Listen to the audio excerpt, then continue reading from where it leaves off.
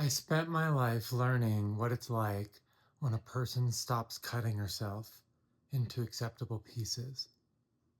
When I stop splintering and splitting my signal. You've heard me talk about presence, direct contact. These are words. What I'm trying to do is it's almost like you're wearing a pair of glasses and I'm trying to point out the nature of the lens. And if you've always been looking through the lens and you never knew that there's a way to make these lenses transparent, in other words, to contact reality directly, to meet it all the way down with all that is you, then you might not realize you're looking at reality through a tint, or what Plato called Plato's cave. That place where you're delaying, perturbing the actual signal of the actual music of reality because you've habituated yourself to seeing it through representations, or what Plato called uh, the shadows. Uh, the shadows are not the lossless sunlight. And it sounds like I'm talking philosophically or mystically, but once you realize what I'm saying, it's right under your nose. It's right in front of our eyes, like one of my song lyrics says. Yeah, one of my song lyrics says, it's what's right in front of our eyes. It's you. It's you. It's embodied presence. It's that place where you stop hiding from reality. It's that place where you stop splitting your signal. And today I want to talk about that in a very ridiculous and vulnerable way, which is through, I like to talk about it through my life, because my whole life was that process of, like, I like to call echolocation. That's almost like a positive way of saying. The other way of saying it would be like the dissolving what was restricting me from that full signal. The coloring of the lenses become transparent. The contact with all that is me comes closer to contacting reality. So less splinter in my signal, less splitting of my person.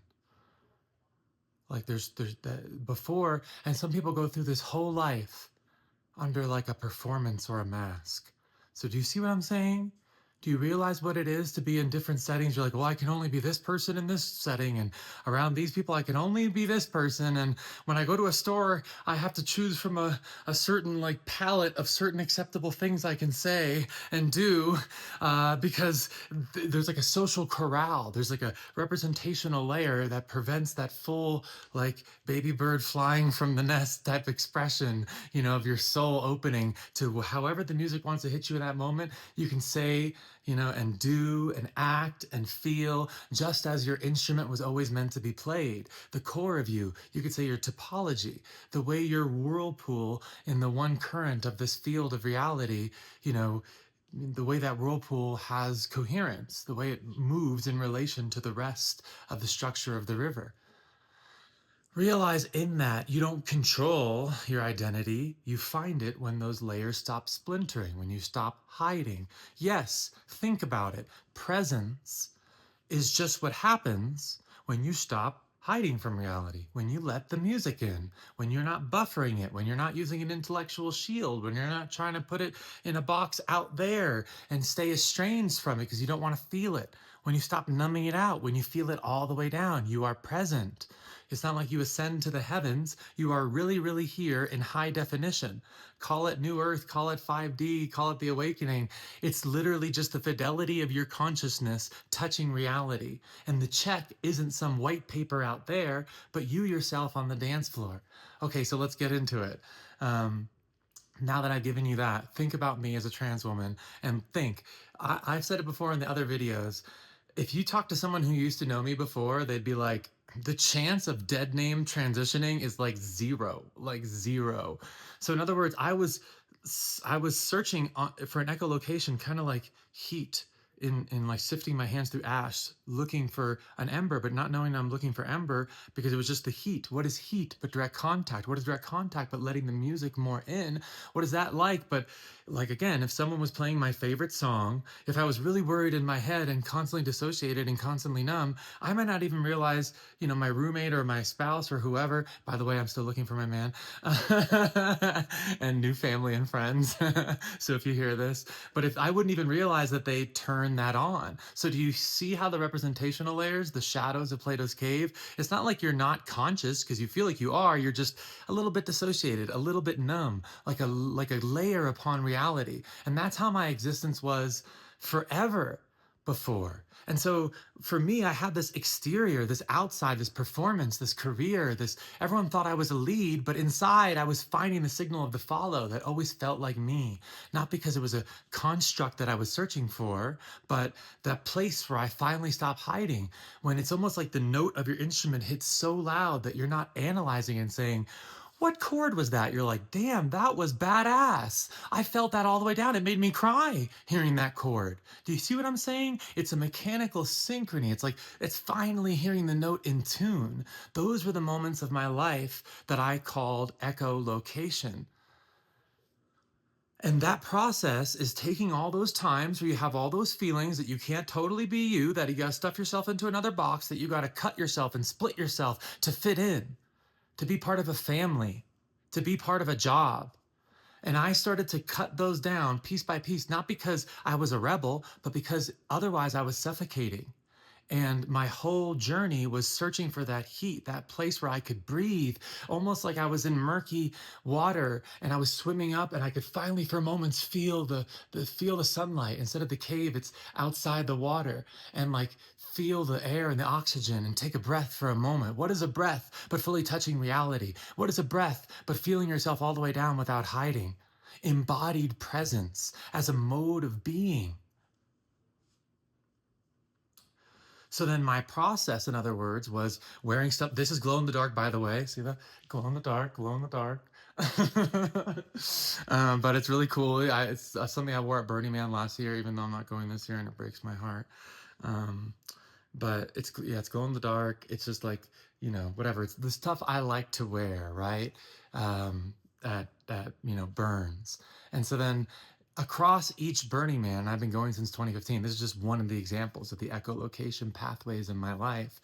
I would wear new clothes and like try out new configurations. And honestly, I would say stupid things like, if I saw a woman dancing, it wasn't even that I was checking her out. I was like, how does she have this magnetizing force, and how can I do that with XY chromosomes? I said that to a campmate one of my early years at Burning Man, as if like I can feel the mirror of myself there, but I don't know how to quite step into it. I didn't know. I could feel the heat, right? And so then I started to move myself towards that in dress, in the way I connected with people, in the things that I would vulnerably say, even if I was so scared. I would like not, in a way, like make myself say it. Like, this is, what if you died tomorrow? Like, and there was like some open mic there at the burner. Let me just say exactly what my desires are. Like exactly how vulnerable I feel, exactly how soft I feel about things. And those moments allowed me to feel, oh, there's the instrument hitting the note clean, right? So then you're getting the process and how mechanically embodied presence and full fluid contact connect with my process as a trans woman, and why this never came from a framework. My recognition of Jesus saying, I and the Father are one, or Plato's cave, never came from me saying, let me sit down with some graph paper. No, I recognize it as a living movement of my own life. This thing that I've been holding on to since as long as I can remember, that I wasn't a traditionally religious person, but if I loved with all my heart and was as authentic and vulnerable as I could, and I believe this was a way for my early self to deal with the splinter of being a neurodivergent trans woman, but I literally began to echolocate in my life to search for those places where it's not that sometimes my leading thoughts, my little operator layers could say, not there, not that, that's too vulnerable, don't say that, don't act that way, don't dress that way. But then I would say, but I feel it in my heart, and what if I died tomorrow? I have to be honest to myself. I'm following that place where I feel that tuned note all the way down. And across time, for me, like you've heard me say, it became the heart path, the wellspring, and then the water slide. Just words for me to describe the ongoing current that I began to throw myself into. Current, because the only way into embodied presence is vulnerable surrender, right?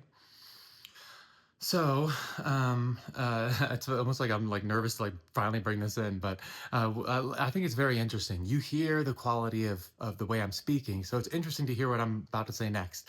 One of the ways that I felt this in my life, because I've always been such a passionate, sensual, even sexual person, right?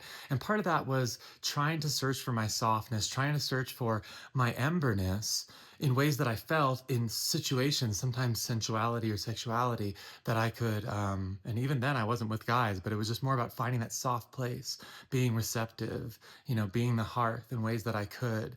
And so then one outlet that my old masking and performance used that still allowed in a weird way was, I was always athletic. And then I was actually on VR one day and someone saw me dancing because I had full body tracking. And, I got some moves, right?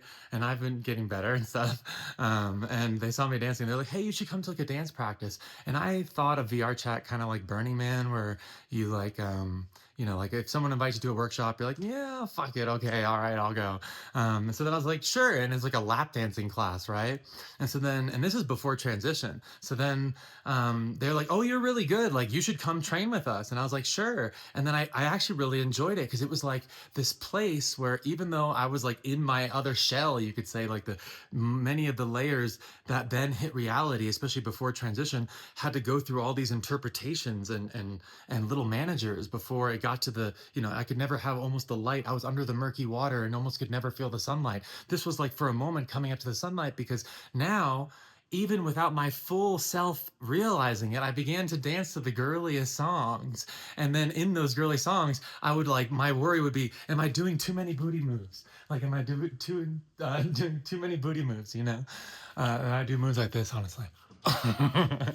But anyway, uh, and so then like there was like weird like indications like that. So anyway, the funny story is that like I live near Vegas, right? And there was this group that was part of, my club. And if people don't know this, in VR chat, there's like whole clubs of like 50, 60, 100 people that gather for free to watch dancers do burlesque, stage lap dance, stage dances.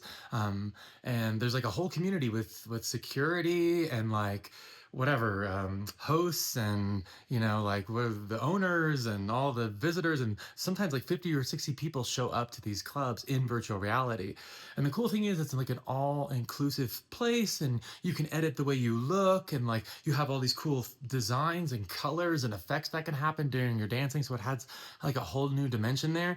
And I kind of fell in love with the scene because it allowed me to express myself as me and do the girliest dances as a cis presenting person, and then like do like more girly dances, more booty dances, like over time.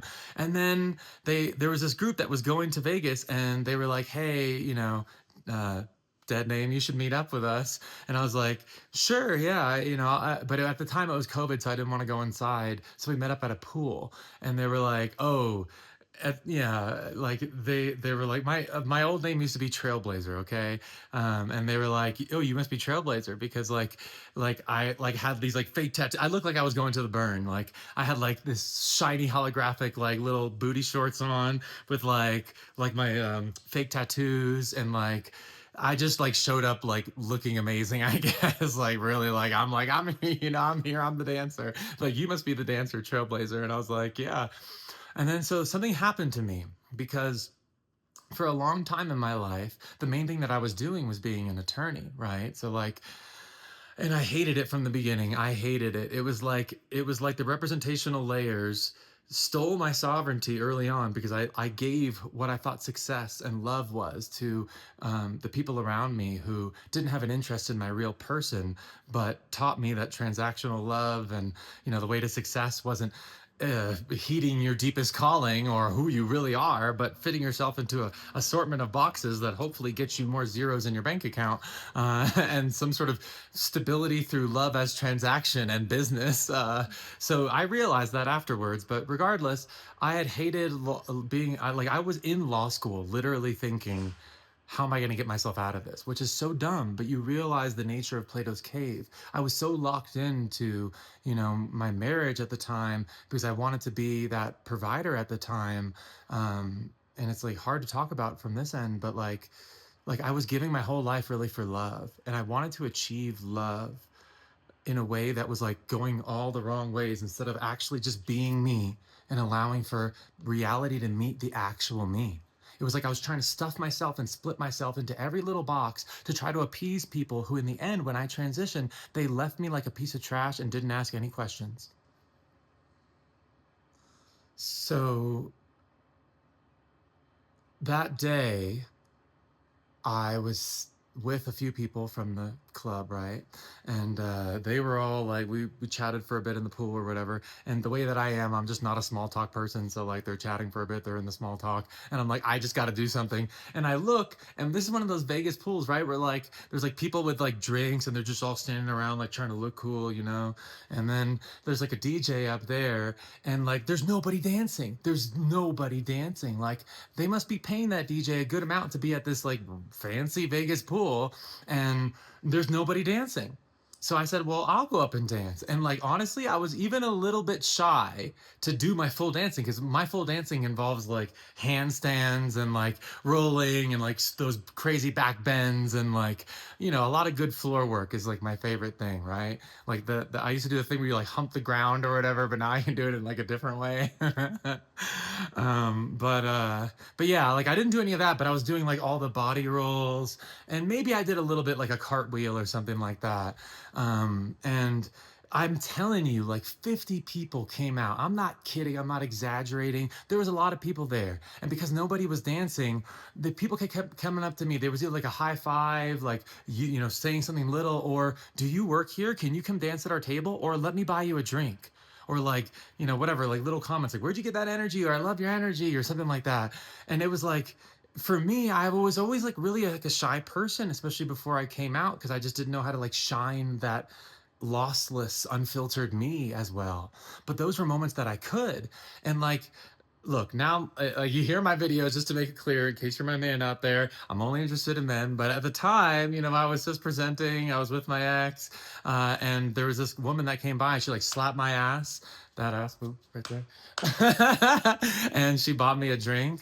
And then she like came to like she brought me to her table with all her girlfriends. And I was like, what is going on right now? I was just moving my body like a little bit, you know, and now all of a sudden, like all these people are, you know, like suddenly all about me all of a sudden, you know?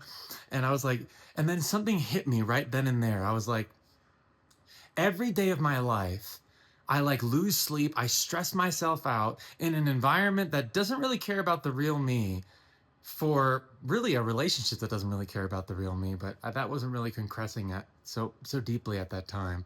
But regardless, and what it felt like physically is when I'm in the attorney mode, and I'm no longer an attorney, and I'm very happy and blessed. And I'm going to talk about the next step, which you want to stay in tune for, because that's the purpose of this whole video. But it feels like it's like I send my energy out, right? I began the video by explaining what a split signal is and what an unsplit signal is, lossless presence, embodied presence, full letting the music in, right? So then it feels like when I'm in the attorney role, even if I'm doing good work, even if I'm making money, even if I'm helping people, all these things was like my signal tries to come out, and then imagine it goes down like a little rat maze, and it's like going, oh, oh, oh, you know, like everywhere. It's like I can't even actually let out the full signal because everywhere I let it out, it's like and like it's almost like everybody around is doing the same exact thing, especially in a world like that where it's like all layers of mask and performance and like the way you frame things rather than feeling that full naked signal. So, in that moment at the Vegas pool, with a little bit of the support of the people who were with me, at least they were there, like, yeah, Trailblazer, you know. Notice my name's Ember now, but Ember was in poems for years too, so a lot of fire, okay. But I realized it was one of the first times in my life that I felt like I was really getting seen in these like wonderfully like charming ways in a way. Like people are like were seeing the most like original part of my signal in so many ways. Like that when I was doing all my body rolls and my booty shakes and all those little things. Um, and they were coming to say, I like that. The real you. Hey, cool. Let's buy you a drink. Do you work here? Can you come dance at our table? And I was like, wait, that's my real signal. How is it that like I'm in this like supposedly amazing job, you know, where I feel like I'm being like suffocated like the entire time, like literally like the entire time, versus I'm just being like, and then I thought like, what if I could be a Chippendales dancer? Like that's what I thought at the time. Which look, okay, I was a little bit ripped, all right, but yeah, you can see how things have changed. But let's just say I'm fit, okay, my future man. I've been fit for a while, so there you go. You got a healthy girl. But and I still have a booty. Yeah, I actually the booty got like imagine what that happened. But so then, okay, so fast forward, I go through losing everything and everyone. I'm echolocating the signal. They're whatever, taking my kids away. They're blaming me for everything. They initiate divorce against me. My own father testified. My own father testifies against me in court. To say that he's like, yeah, she's a good parent, but there's just something wrong with her. I can't put my finger on it. I'm like, this is so messed up. It's so messed up. Like, he's never once asked me about my transition. Like, not once, not once. He's called me a crack whore, told me to die, all these different things. But anyway, that my whole point is to say that in this destruction of becoming me, really you could say, a lot of people say phoenix, but in a way it's been like that for me, because through the rubble of losing my marriage, them taking my kids away, my own family testifying against me, sort of surviving on my own for more than a year and a half now, through the entirety of my transition, one place that I've found that does not split my signal at all is webcam work. Like, yeah, like sex work. And I haven't been doing it for that long, and it's kind of like an on and off thing. But the reason that I want to be naked about it here is because it's such an interesting way to actually talk about. That's one space that literally I could be showing my tattoos, and you guys know my tattoos, you've seen them. I could be talking about like lossless presence. And then people say things like, oh, I had to stop gooning, which I had to figure out what gooning was. I honestly didn't know what it was. I had to stop gooning because what you were saying was so interesting. It was capturing me. I was like, that is the funniest thing I've ever heard, But I could be talking about my tattoos and like literally talking about the ontology of reality, cymatic reality, lossless presence, my path out of Plato's cave. And then people get interested and they go to my website, or they want to hear an original song that talks about the same direct contact, and they would even pay me to hear the original song while I'm naked. So it's like full Amber signal. If you can get yourself past, oh my gosh, Amber, you were an attorney, how are you doing sex work?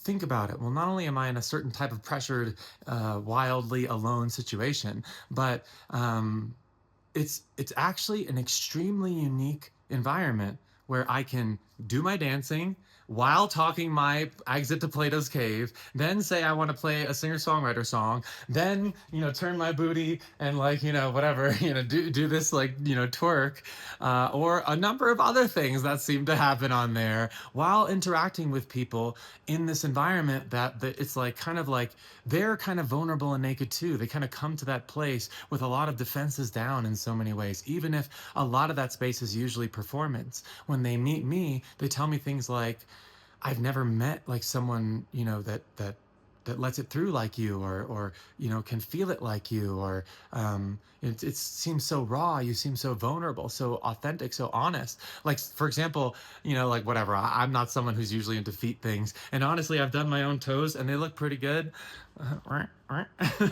They look pretty good, but in that space people are gonna like pull that up and be like, oh, your feet or whatever, and I'm like, I have mountain feet, like they're like a little dry, like I've been trying to work on them, and they're like, oh, you're so honest, it makes me like you even more. That's just like a little stupid example, but at the same time I'm singing songs about the exit to Plato's cave, while in the songs I wrote years ago, while like and my body is the body that I found through echolocation, through choosing every time in my life that I did not have to split my signal, that even in the face of losing everything and everyone, I chose the most coherence that my body could possibly point myself towards. And every time it led me deeper into myself, into that place of the frictionless dance, into embodied presence. Not in the place that gives you more success on paper, but the place where life becomes like you're listening to a symphony and you're part of it. That's not something that you like put like a success label on or like a certification on. That's your own quality of the own fidelity of your own conscious experience and ability to feel love. And in those environments, it's like I can pour out in a way my hearth, my love, and get paid for it, at least in some way, at least in a minor way.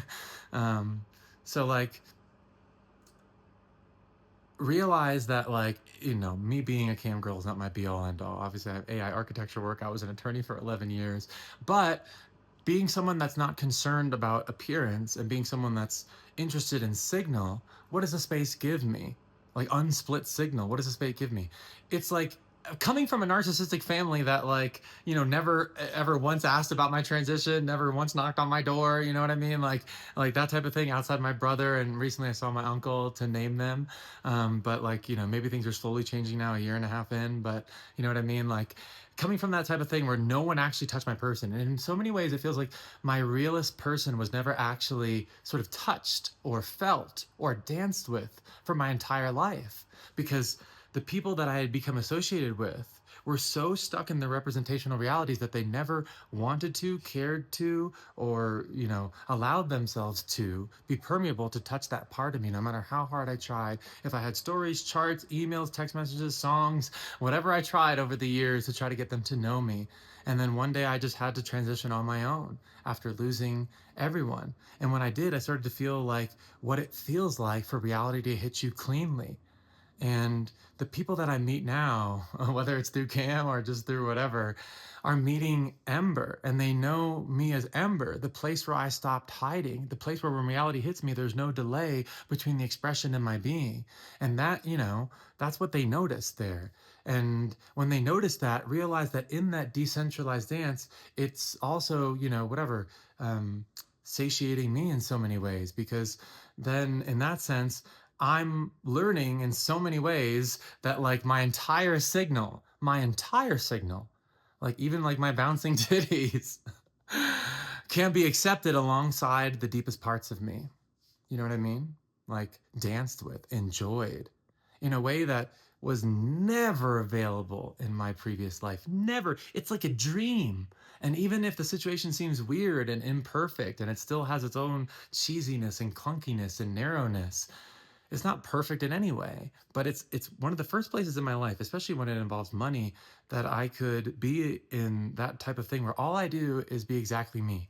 Exactly me. Like to a hilarious degree all the way down. Like a very vulnerable, very soul naked, raw, and body naked place. And like I'll also mention that like as a trans woman, my body changes, and like to have it be appreciated as me when no one has to like misgender me and question, and like they just see me as me, and more they feel it. And I say things like, you're like all the guys I've been with, oh, you're the first trans girl I've been with, but you're so feminine.